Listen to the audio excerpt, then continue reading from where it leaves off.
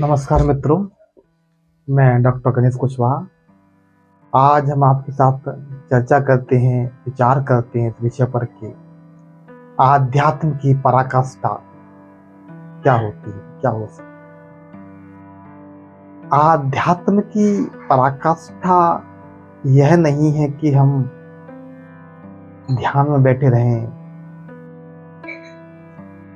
आनंदित होते रहें, लाइफ में कोई समस्या ना हो, जीवन बहुत स्मूथ चल रहा हो। यह तो सांसारिक सफलता है, वरन आध्यात्मिक पराकाष्ठा हम इसे कह सकते हैं कि हम समस्याओं से ऊपर उठ जाएं, हम ये जान जाएं कि जो भी हम पाना चाहते हैं, जो भी जीवन की सबसे महत्वपूर्ण उपलब्धि है, सत्य, सौंदर्य और आनंद, वह हम पहले से ही है। वही हमारा मूलभूत नेचर है, वही हमारी मूलभूत प्रकृति है। स्वयं को जान लेना इस बदलती मोह माया और संसार की तुलना में आत्मा को जान लेना, मैं को जान लेना, तो यह जान लेना कि मैं को पाना नहीं है, मैं ही हूं, सब में, सब मुझ में है। जैसे कि लहर जान ले कि वह केवल लहर मात्र नहीं, वह तो सागर है, उसे सागर को पाना नहीं, वह ही अनंत सागर है। और जब लहर अपने आप को सागर के रूप में जान ले तो वह तत्क्षण मुक्त ही है, मुक्त हो जाता। लहर जाने या न जाने कि वह सागर है, लहर बेशक अपने आप को लहर समझे, लेकिन फिर भी वह सागर है, फिर भी वह सदा मुक्त ही है, सदा सत्य, सौंदर्य और आनंद ही है। लेकिन जब हम यह अनुभव से जान लेते हैं कि हम सागर हैं, हम अजन्मा है, हमारा कोई आदि और अंत नहीं है, यह शरीर रूपी लहर जिसमें प्रकट हुई है और इसमें विलीन हो जानी, वह मैं हूं। और ऐसा जब हम जान लेते हैं तो वह एक परम शांति का अनुभव है। समस्त शांति अशांति, जो भी जीवन के जो भरण पोषण प्रक्रिया, इसके जो क्रियाकलाप, इसके परे, क्योंकि यह शरीर है तो इसका भरण पोषण जो प्रक्रिया है वही हमारा संसार है। और संसार जैसे सागर की सतह पर लहरों का खेल है, तो खेल मात्र संसार को एक संघर्ष न जानकर जब खेल की तरह आती जाती समस्याओं के खेल की तरह जान लेते हैं और हम पूर्ण रूप से स्टेबलाइज्ड हो जाते हैं। बल्कि जैसे हम दिन भर थकने के बाद गहरी नींद में सोते हैं तो संसार विलुप्त हो जाता है, वैसे ही जागते हुए है, जागृत सुसुप्ति से कहा गया है, जागते हुए हम यदि इस संसार से तटस्थ हो पाते तो वह मुक्ति है, जो हम पहले से ही। और जब हम यह जान जाते कि संसार जो जीवन है वो हमारा एक अभिनय है, एक खेल है, एक परफॉर्मेंस है। हम किसी से भिन्न नहीं है, हम सब में हैं, सब हमारे अंदर है। तो यह आत्म अनुभव, यह परम शांति का अनुभव है, जो हमें एक चॉइस देता है कि हम हर परिस्थिति में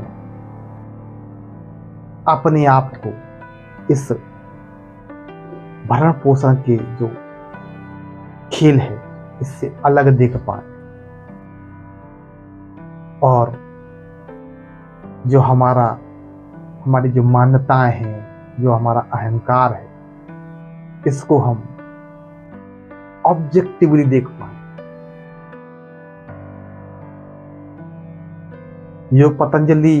महर्षि पतंजलि अपने योग सूत्र में कहते हैं, योगास चित्त वृत्ति निरोध है। योग चित्त वृत्तियों का निरोध है। अगला श्लोक है कि यदि चित्तवृत्ति निरोध से हुआ क्या, तदा दृष्ट स्वरूप अवस्था, इससे दृष्टा अपने स्वरूप में आ जाता है। तो अगला श्लोक है व्यक्त सारूप में इतरत। अगर हम दृष्टा अपने स्वरूप में नहीं हो तो अपने आप को वृत्ति मान बैठता है, अपने आप को कोई मान्यता, कोई पद, कोई प्रतिष्ठा, कोई व्यक्तित्व मान बैठता है, जो कि एक टेम्परेरी लहर के समान। और जो भी अस्तित्ववान है वह लहर है इस अनंत सागर में, इस मय रूपी अनंत सागर। और जो अस्तित्ववान है उसका तो अंत होना ही, वह पैदा हुआ है, उसका अंत होना है। लेकिन जो पैदा ही नहीं हुआ, जिसमें अस्तित्व एक लहर के समान पैदा होता है और इसमें विलीन हो जाता है, वह मैं हूं। ऐसा जान लेना अनुभव से निरंतर।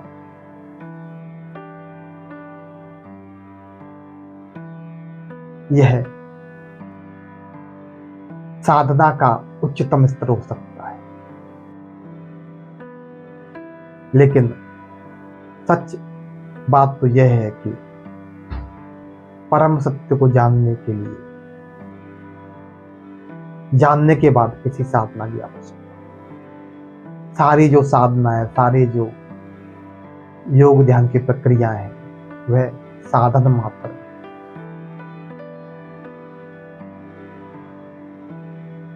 जानने के बाद कुछ बचता ही नहीं है। जीवन जैसा है वैसा ही रहता है, केवल दृष्टिकोण बदल जाए। समस्याएं आती जाती रहती हैं लहरों के साथ।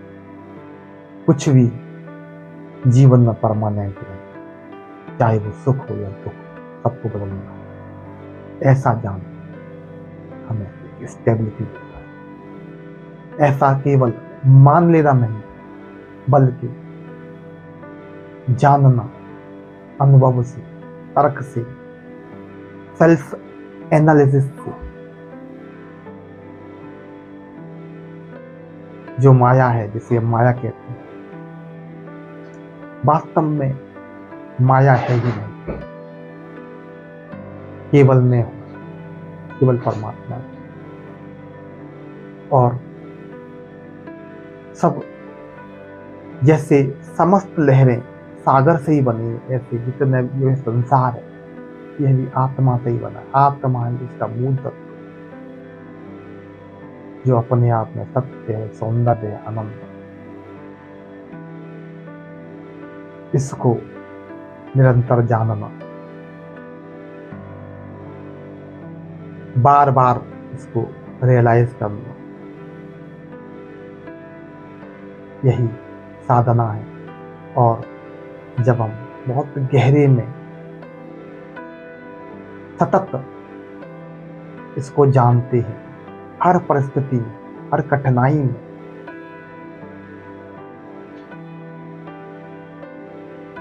एक बड़ा अच्छा किसी ने कहा है कि हमारे साथ सब कुछ अच्छा हो, हमारे अनुसार तो जीवन शानदार हो, लेकिन जब हमारे साथ कुछ भी अच्छा नहीं हो फिर भी जीवन शानदार हो, इसका मतलब हमें आत्मज्ञान। बहुत अच्छी बात कही है। और आत्मज्ञान ये नहीं है कि सब कुछ हमारे अकॉर्डिंग हो। आत्मज्ञान ये है कि हम संपूर्ण जीवन को तटस्थ रूप से देखें, संपूर्ण जीवन को ऑब्जेक्टिवली देख पाए,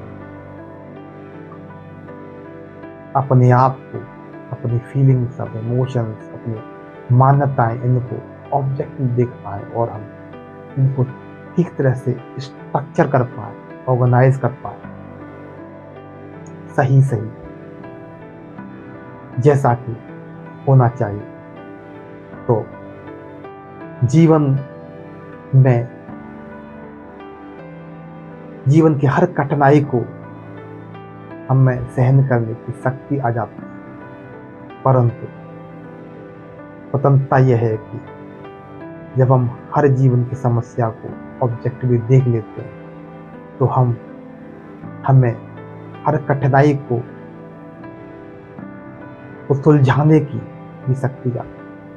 समस्याओं में मौका देख ले, एक सॉल्यूशन ओरिएंटेड अप्रोच डेवलप हो जाना। हमारा जो जीवन के 3 मूलभूत पिलर्स हैं, हेल्थ, वेल्थ एंड हैप्पीनेस, इसके लिए निरंतर अपने व्यक्तित्व का विकास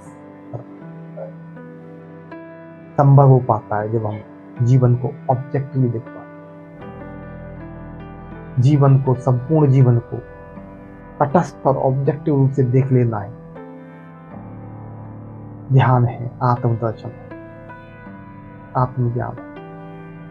और ऐसा यदि हम इस मार्ग पर यदि हम होते हैं, ऐसा कर पाते, तो जीवन की हर समस्या को सटीकता से, सही तरीके से समाधान उसका कर पाते। इसलिए जीवन में जो मुश्किलें हैं वह कम आती हैं यदि हम अपने इम्पोर्टेंट कार्यों को अधिक महत्व दें। तो अर्जेंट कार्य जो है वह अर्जेंसी लाइफ में कम रहती है। यदि हम जीवन हमारा कंफ्यूज होता है, ब्लाइंड फेथ में डूबा हुआ होता है, तो अर्जेंट समस्याएं बहुत आती हैं। यदि हमने गलत आदतों का विकास किया है जिससे हमें स्वास्थ्य समस्या पैदा हो रही है, गलत आदतों जिससे हमें जीवन खर्चीला है, आर्थिक समस्या पैदा हो रही है, गलत आदतों का विकास जिससे हमें हमारे संबंध लोगों से टूट रहे हैं,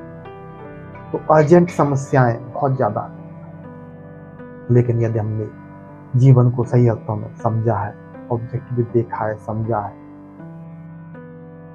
और जो भी लोगों ने इस जीवन रूपी जो खेल के जो मास्टर्स रहे उनसे यदि हमने सीखा है, शास्त्रों से, गीता से, रामायण से, तो हम इस खेल के, जीवन के खेल के अच्छे खिलाड़ी बन जाते हैं। और समस्याएं आती हैं तो आने की हमारे पास सुलझाने की क्षमता ज्यादा होती है, बल्कि समस्याओं को आने से पहले ही हम उसको सुलझा लेते हैं। इम्पोर्टेंट वर्क्स ये बहुत जरूरी है। अपने स्वास्थ्य, अपने संबंध, अपने धनोपार्जन की समस्याओं को मूलभूत तरीके से सॉल्व करने से हमारी आध्यात्मिक ग्रोथ की संभावना बढ़ जाती है। आज के लिए बस इतना ही।